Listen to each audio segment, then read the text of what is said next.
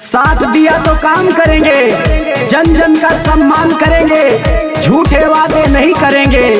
ये कहना है हमारे बीच रहने वाले समाज सेवी श्री तेज प्रताप सिंह टीपी सिंह जी के छोटे सुपुत्र श्री देव प्रताप सिंह जी का।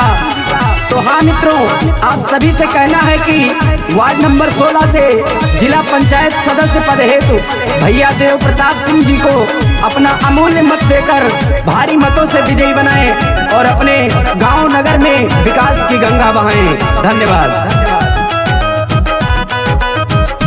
जीती है देव प्रताप सिंह चुनौआ, खूबे विकास होई हो।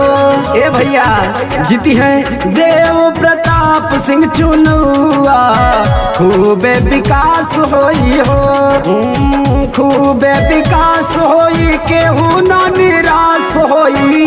खूबे विकास होई, केहू ना निराश होई। चमकी वार्ड नंबर 16 के सब गौआ, खूबे विकास होई हो। जीती है देव प्रताप सिंह चुनौआ, खूबे विकास होई हो।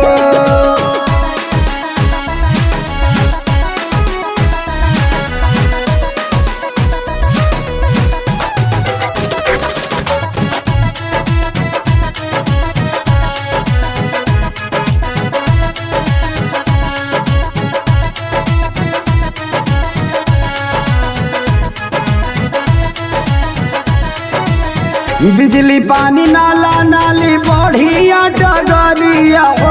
वार्ड नंबर 16 चमकी जोई से सहारिया हो। वार्ड नंबर 16 चमकी जोई से सहारिया हो। बिजली पानी नाला नाली बढ़िया डगरिया हो। वार्ड नंबर 16 चमकी जोई से सहारिया हो। अपना लागी विरोधियन के दौआ, खूबे विकास होई हो। जीती है देव प्रताप सिंह चुनौआ, खूबे विकास होई हो।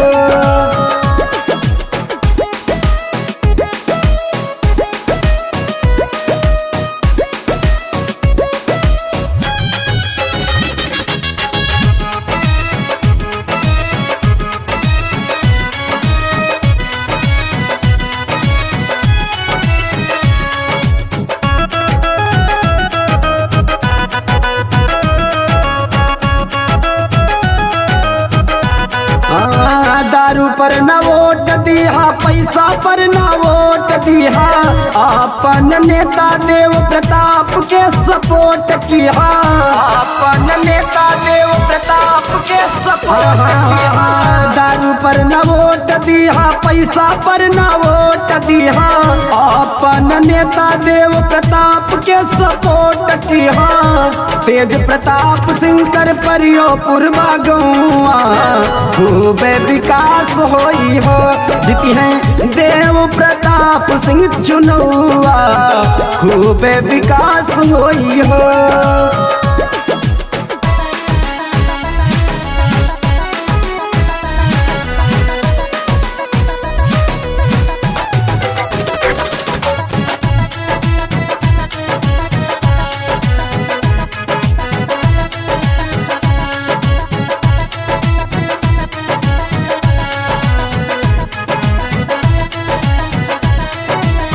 गरीब के मसीहा तेज प्रताप सिंह जी हीरो है।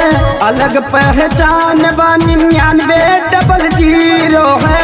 अलग पहचान बा 99 डबल जीरो है। गरीब के मसीहा तेज प्रताप सिंह जी हीरो है।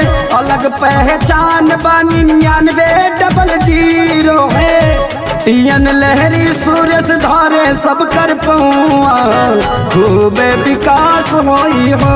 जीती है देव प्रताप सिंह चुनौआ, खूबे विकास होई हो।